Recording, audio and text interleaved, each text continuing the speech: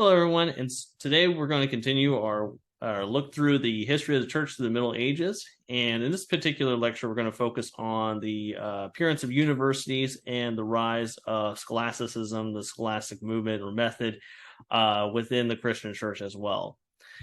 So the appearance of universities was a unique feature that appeared in the Middle Ages for Europe. In a sense, there were universities in the Islamic world prior to the rise of universities in Europe. You had the Al-Azhar University in Cairo or the University of Al-Qarawiyyin in Fez, Morocco. In a sense, these were madrasas or religious or educational institutions for higher learning in the Islamic world.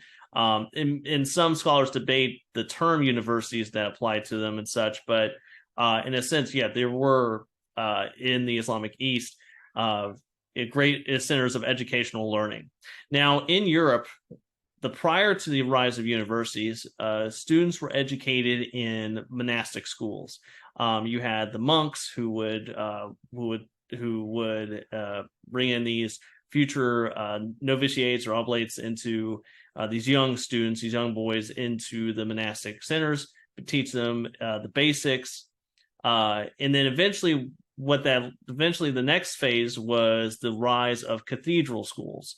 In a sense that next to a major cathedral center, you would have the local bishop educating the next phase, the next generation of clergymen, as these young boys learning the sacraments, learning the writings of the church fathers and scriptures, the lectionary and such, and learning some basic languages and other aspects.